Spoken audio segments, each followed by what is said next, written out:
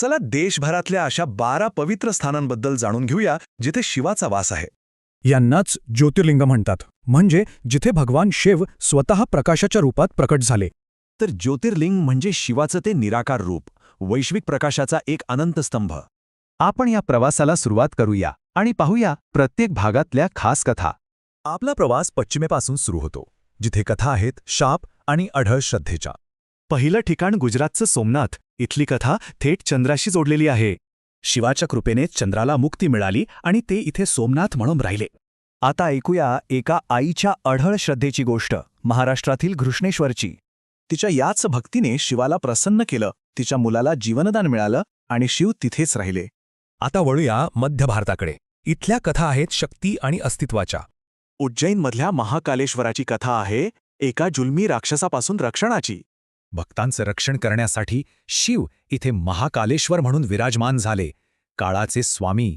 मध्य प्रदेशातल्या ओंकारेश्वरची गोष्ट तर अजूनच वेगळी आहे. एकाच तीर्थक्षेत्राची 2 रूपं.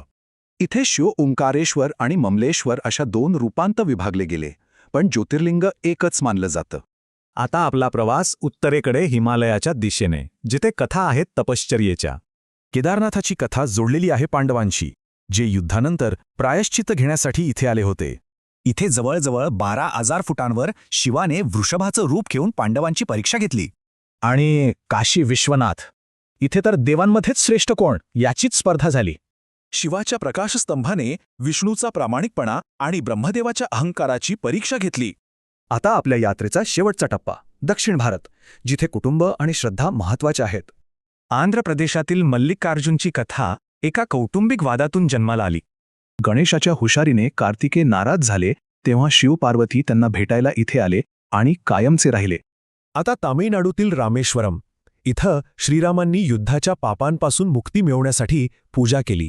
इथे रावणाचा वध केल्याच्या पापाचं प्रायश्चित्त म्हणून रामांनी स्वतः शिवलिंगाची स्थापना केली. तर ही ज्योतिर्लिंग फक्त कथा नाहीत, ती श्रद्धा आणि इतिहासाला जोडणारी एक जिवंत तीर्थयात्रा आहे.